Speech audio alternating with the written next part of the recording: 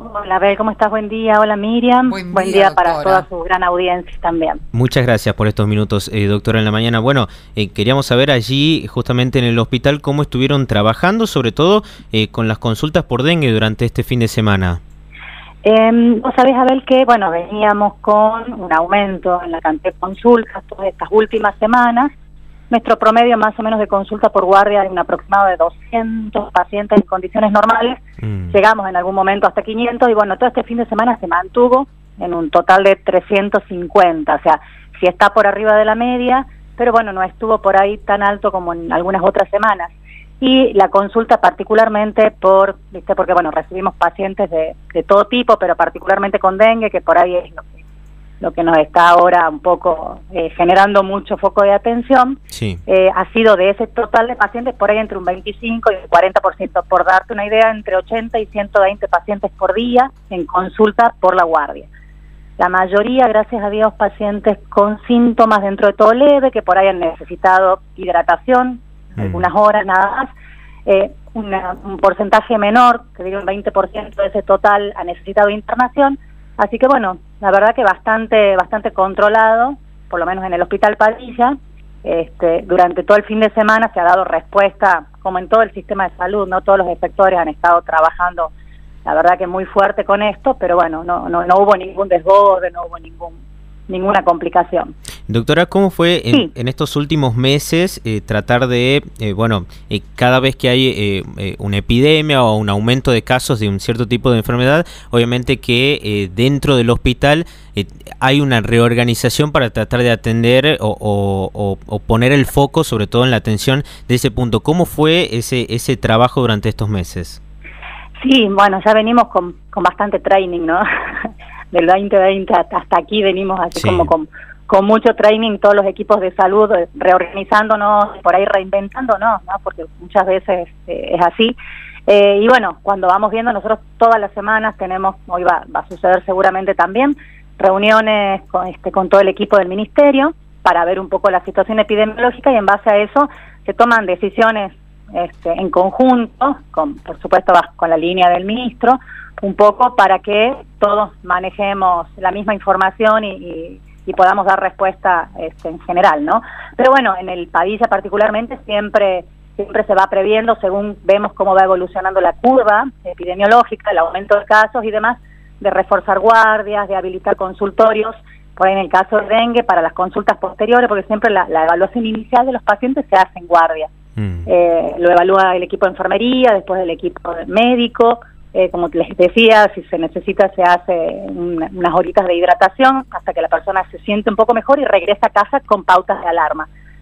A las 72 horas se suele hacer el control, ¿sí? Siempre hay como un laboratorio inicial y después controlar ese laboratorio, así que ya tenemos otros consultorios destinados a eso. Así que sí hay como toda una reorganización y por supuesto que vamos siempre siguiendo como muy de cerca lo que va pasando y reforzando lo que haga falta, el equipo de laboratorio, porque también se siente mucho más exigido, claro. Equipos de enfermería, así que trabajamos muy de la mano con el equipo también de recursos humanos, ¿no? Desde el ministerio para ir reforzando en ese sentido y dar la respuesta que se necesita. No olvidarse que, bueno, además de los pacientes que consultan con síntomas compatibles con dengue, se sigue recibiendo todo el resto, el grueso de las personas que tienen algunas otras patologías. Claro. Nosotros recibimos muchos politraumatizados, ¿sí?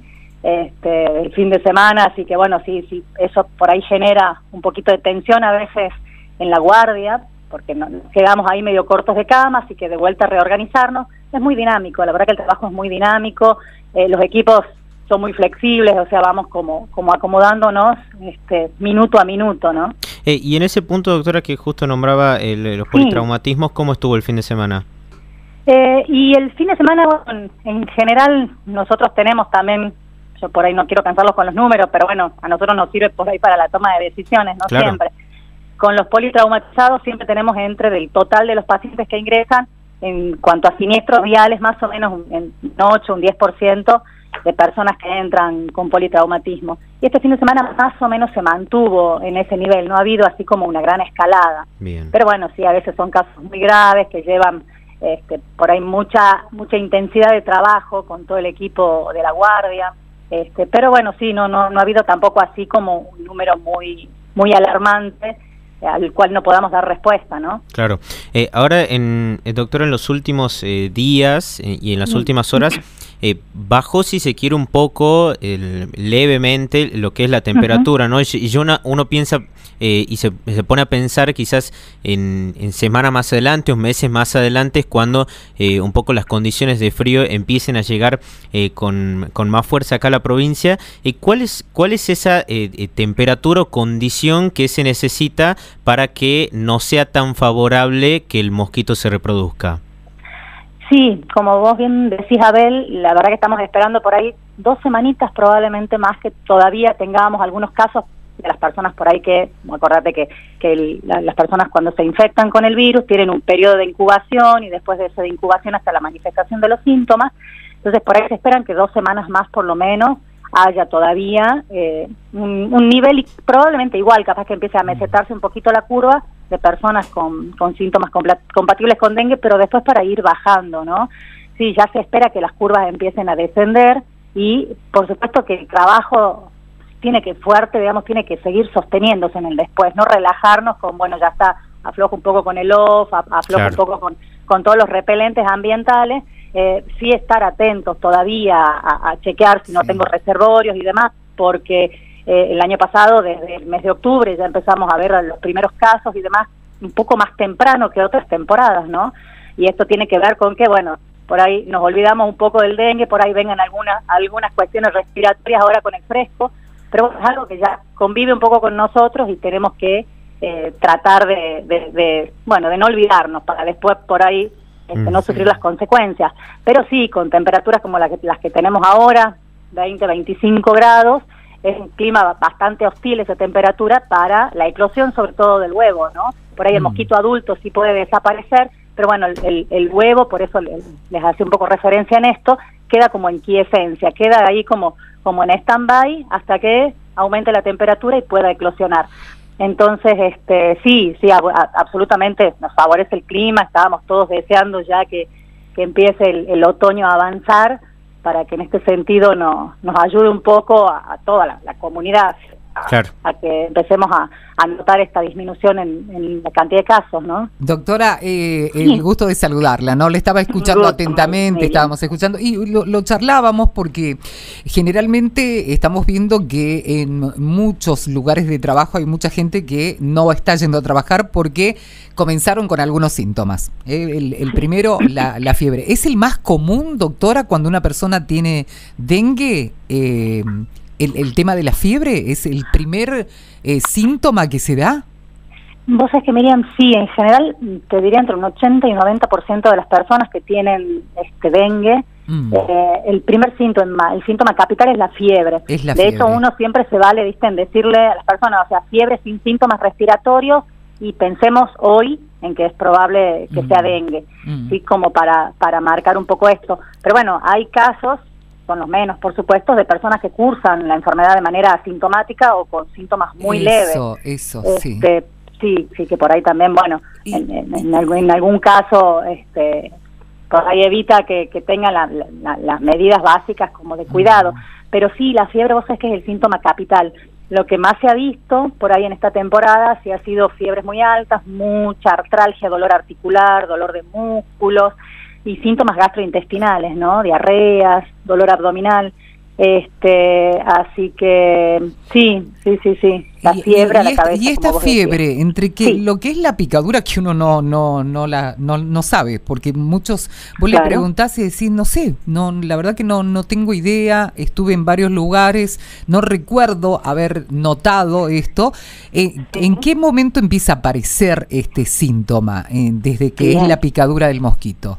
Perfecto, buenísima tu pregunta. En general, entre que el mosquito enfermo, el mosquito infectado con dengue nos pica, esto que vos decías, ¿no? Que a veces no nos damos cuenta porque, bueno, es un mosquito que es domiciliario, que no es como el mosquito este de la noche que te está zumbando en el oído, que te pica y te duele cuando te pica. Muchas veces pasa así súper inadvertida la picadura particularmente de la Aedes. Tiene un periodo de incubación que puede ir entre los 2 y los 5 días, entre que me picó y aparecen los síntomas. Por eso yo les decía que por ahí ahora, a pesar de que está bastante fresco, pueden seguir apareciendo más casos, que van a seguir apareciendo estas 2 semanas por todo este pool de personas que pueden haberse infectados y van a tener manifestaciones un poquito más adelante. Entonces sí tiene esa latencia entre la picadura y la aparición de los síntomas. Bien, doctora, y también lo comentábamos, porque así como hay mucha gente que no va a trabajar porque dice, comencé con los síntomas y demás, hay mucha gente que ya comienza a tener la fiebre, el tema del vómito, no tiene apetito, le duele todo el cuerpo, como dice, ¿no? Me duele todo el cuerpo, no me puedo levantar y demás. Y hay mucha gente que se resiste a ir a un hospital. ¿Cuál es la sugerencia como médica con respecto a estas personas que dicen, no, tengo dengue, ya está, tengo casi todos los síntomas y no me puedo mover de la casa, entonces, ¿qué voy a hacer? A través de los medios y toda la información que ustedes brindan, la familia como que va armando esa sala de recuperación en la casa, ¿no? Sin dudas. Sí, totalmente. ¿Qué sugerencia les daría? En realidad, por eso habría que un poco considerar si la presencia de síntomas en general las podemos catalogar como leves, que el manejo perfectamente puede ser ambulatorio, o sea, si por ahí es solo fiebre, eso que vos decías, dolor articular, paracetamol, hidratación, porque tolera la hidratación la persona y demás, y va sintiendo una mejoría y no hay ninguna manifestación que haga pensar en complicación, en realidad perfectamente el manejo puede ser en el domicilio. Sí, con las medidas básicas que sí aprovecho tu pregunta, con el uso de repelentes. De hecho, nosotros en los hospitales, no sé si han tenido posibilidad de ver, pero tenemos tules que cuelgan desde el techo como un poco están tratando de evitar que las personas que estén en periodo febril sean picadas por mosquitos para seguir diseminando la enfermedad. Entonces en casa también tratar de tenerlo en un ambiente un poco aislada la persona, con repelentes ambientales, que tengan repelentes personales cada uno de los habitantes de casa, bueno, y sí estar atentos a cómo se comporta esto, porque a veces el cuadro puede durar 48 horas de fiebre, mejoran los síntomas generales del dolor de cuerpo y demás, y no mucho más y está todo bien. Pero bueno, si se va a quedar en casa, es importante estar atentos a manifestaciones que hagan pensar en complicaciones. Dolor abdominal muy intenso. Eso. ¿Y qué pasa con la hidratación? Porque la mayoría te dice, no puedo comer, no puedo tomar ni siquiera un té porque me da náusea. Y mucha gente, le digo porque... En ese caso sí, hay que consultar, hay que tener una consulta en cualquier centro asistencial que tengan cerca de casa, porque bueno, en ese caso hay altas chances que la persona por ahí se deshidrate, que es una de las manifestaciones o complicaciones más frecuentes, ¿no? Si no hay tolerancia oral, esto del no tengo ganas o no puedo porque me generan náuseas, siempre es mejor acercarse.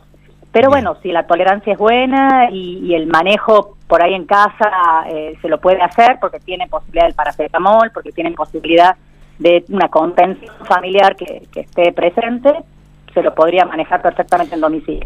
Pero sí, ante la falta de tolerancia oral, siempre la consulta. Si es necesario, generalmente unas horitas, como les contabas, todos los efectores de salud tienen unas postas de hidratación que le llamamos, que son sectores donde en un sillón cómodo están con una vía, un suero, se rehidratan y se sienten siempre mucho mejor las personas después de hidratarse. Bien. Muchas veces las manifestaciones estas desagradables que aparecen vienen más de la mano de la deshidratación que otra cosa, ¿no? La fiebre hace perder mucho líquido, a veces el vómito si hay vómito, y si no llegamos a reponer, bueno, las manifestaciones siempre van a ser peores de las esperadas. Bueno, doctora, vamos a seguir atentos para obviamente llevarle la información lo más clara posible a la gente. Le agradecemos mucho por este tiempo, ¿eh? No, gracias a ustedes, muchas gracias por el espacio, que tengan un muy buen día. Igualmente, que tenga buen día. La doctora María José Alacio es subdirectora del Hospital Padilla.